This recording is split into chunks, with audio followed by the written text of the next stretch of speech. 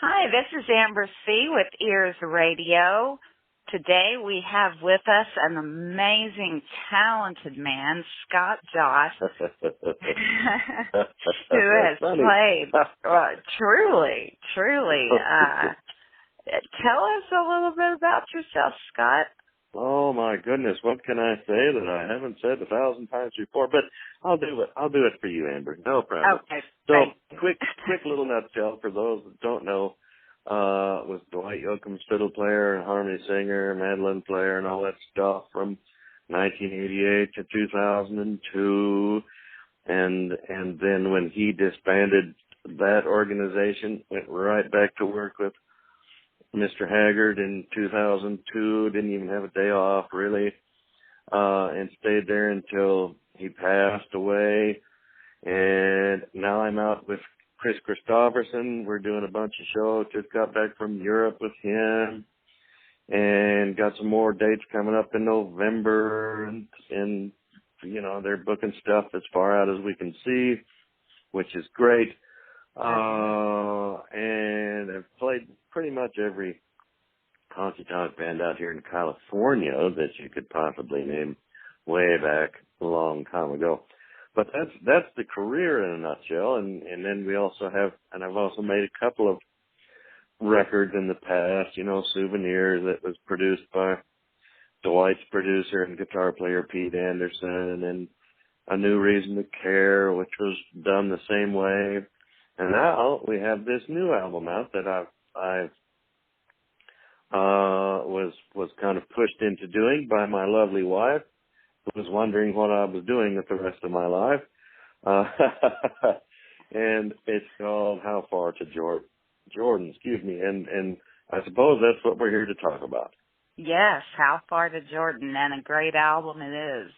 I've listened to it several times, and there are some great songs on there. You're a talented guy.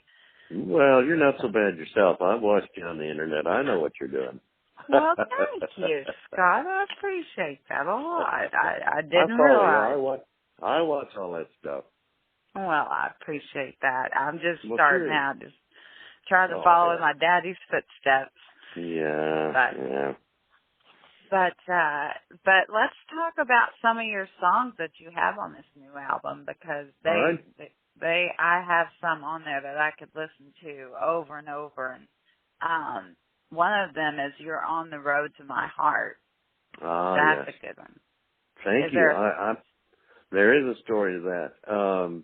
Freddie Powers wrote that tune for his lovely wife. I'm trying to think of what year it was that I've known Freddie since I was too young to go into bars, and he was always willing to hire me and let me play and learn my way around his tunes. But he wrote that tune, like I said, for his wife Catherine, and I was in Nashville actually staying at his house with him and Catherine, and that was probably 90 or 91.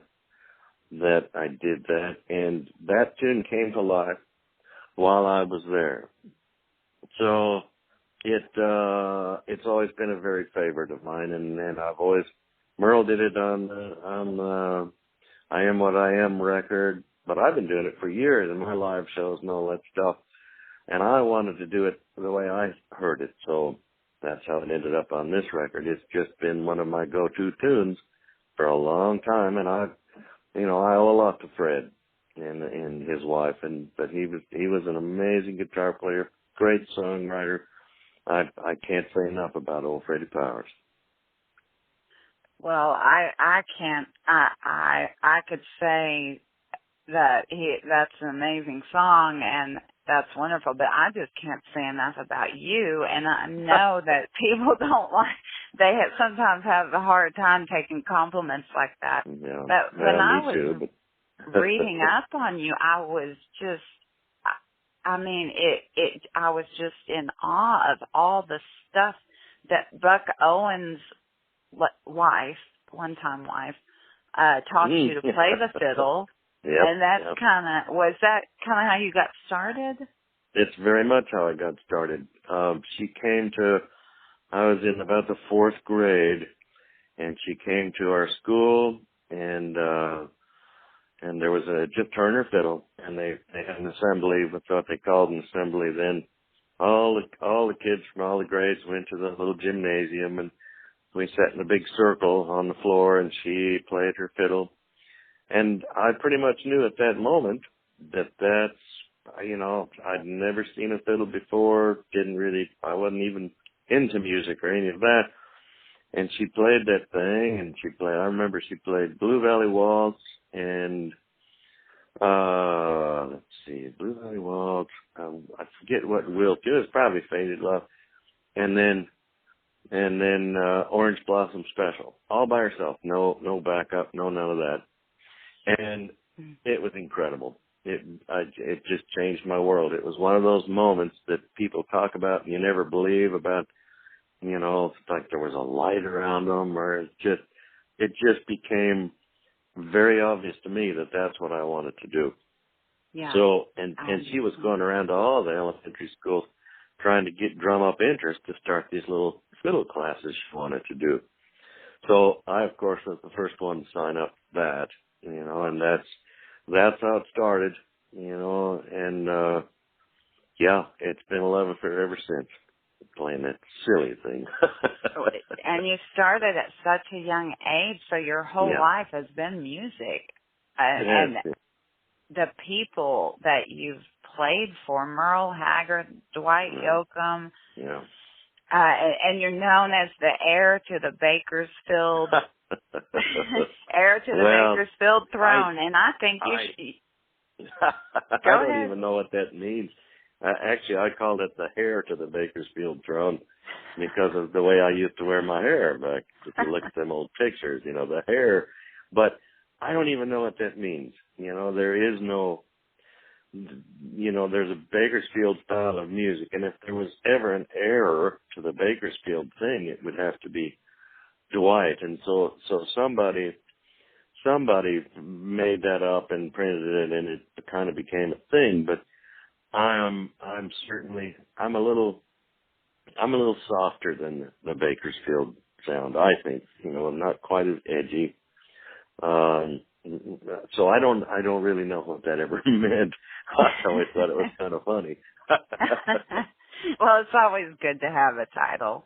But your new album it's a relaxing album. I've been listening for days, and I just am in love with the songs, especially the one. Let's see I have to look at my notes for the title still, but that's playing Honky Tonks Again. That's a good one. That's a Freddie tune as well. And, is it? And yep, I was there when that one was born too. And again, it's in deference to Freddie that I included these tunes. They've been part of my repertoire for so long, of me playing in clubs and crap all these years. I just felt that they needed to have yet another presence made. I don't think anybody's ever cut back playing Honky Tonks Again. Not that I'm aware of. I'm sure I'll get corrected about that, but I've always loved it. And right now, in between Merle and Chris, there was about a 2-year span where I didn't do too much, and I was beginning to wonder if that's what was going to happen, is that I was going to be back playing in the Honky Tonks again. Which would be fine, but the Chris came along and changed that picture. But that song is, that's part of a musician's life. If you're in the country field at all, we do a lot of honky tonk playing in the early days, and we all try to get out of them. But eventually, you're going to be back in them, whether you like it or not. That's what I've heard. That's sure what I've heard. But the life you've led is just, it really is. It's incredible. And a lot of people I know that lead lives like yours, where you've been around all these amazing people and got to play all over the world, and you're just such an incredible musician and singer, and you write songs. I mean, it's really incredible how much you do. And I used to tell my father, "You're a living legend, Dad." And he never would, because he didn't see himself that way. And most musicians don't. And I feel like you kind of don't either, but you are. I mean, well, thanks, but you know, it's all due to, you know, it really had nothing much to do with me. I was blessed with all of these opportunities. You know, having Janet come along and start the fiddle class in the first place. And up here in Northern California where I live, you know, it's pretty unheard of for a guy like me up here in Redding it's pretty unusual for a guy to break out of Northern California and have any kind of career. But it's all been due to, you know, I guess the good Lord may have given me a bit of talent, and I'm very aware of that and very respectful of that and grateful for it. But I've also been exposed to some wonderful people, all those people you mentioned and that I mentioned, you know, that it's due to those people, you know, that give you an open door and a hand up and think, hey, you know, this kid's okay.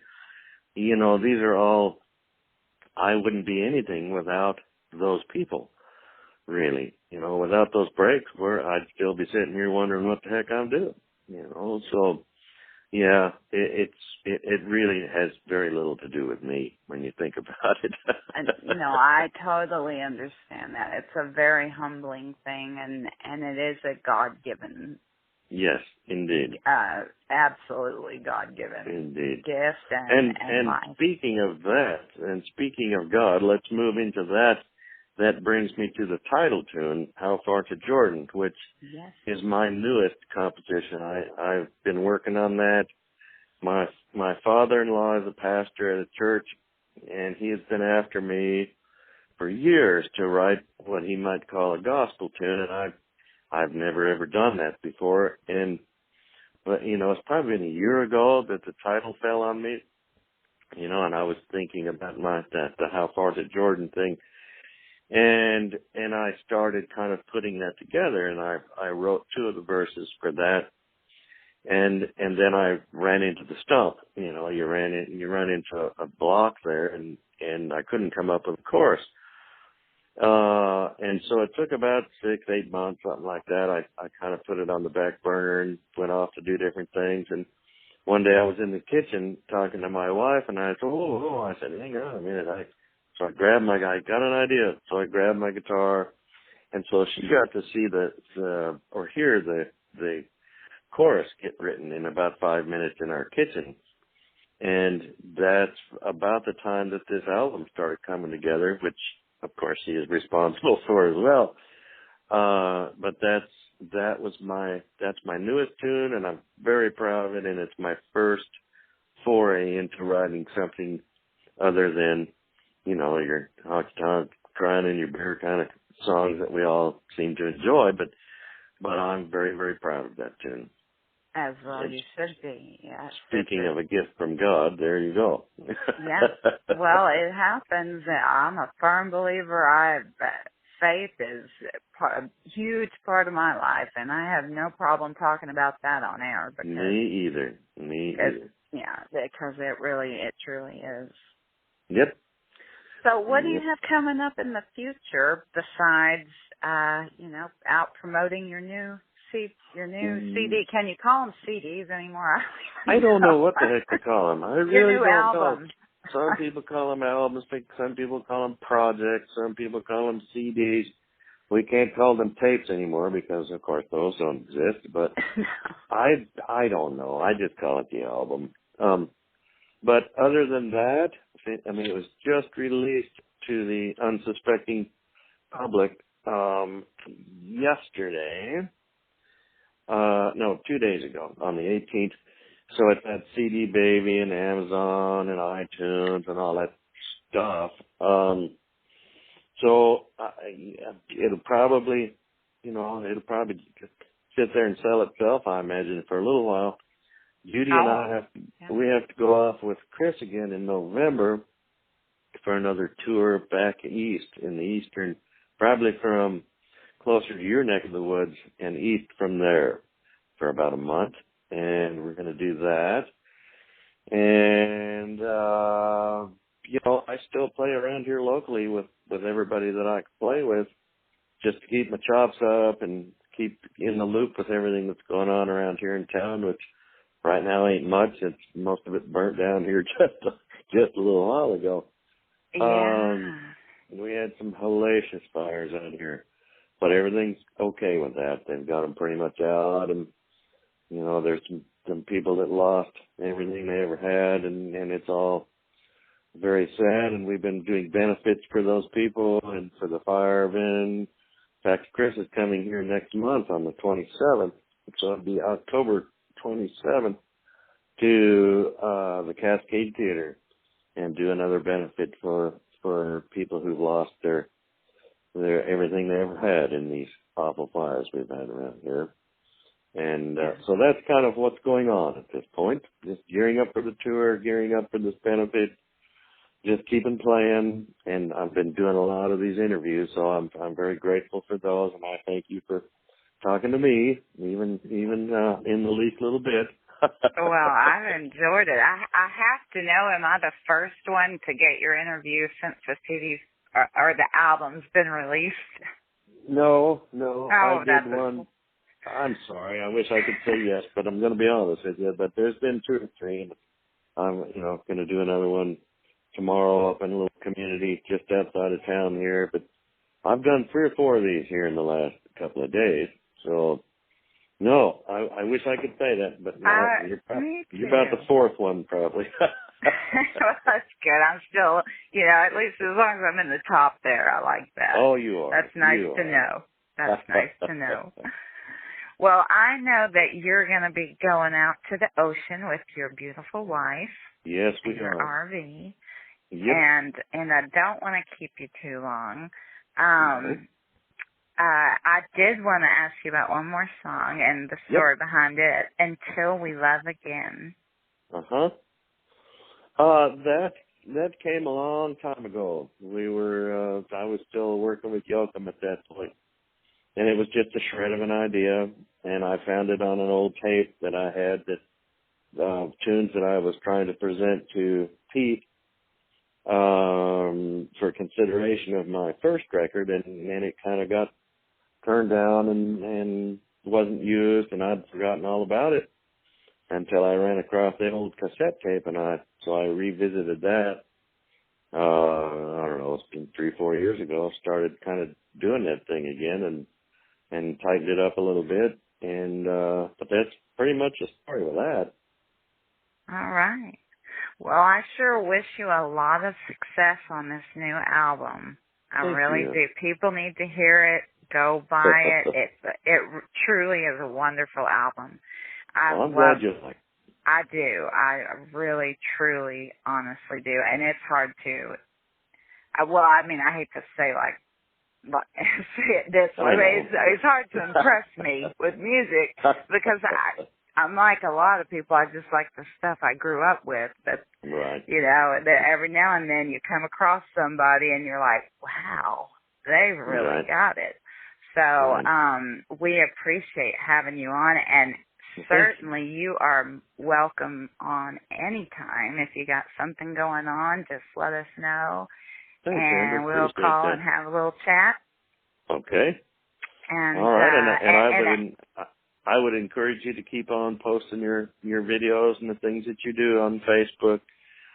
They're fun to watch as well and fun to listen to. So keep on doing that.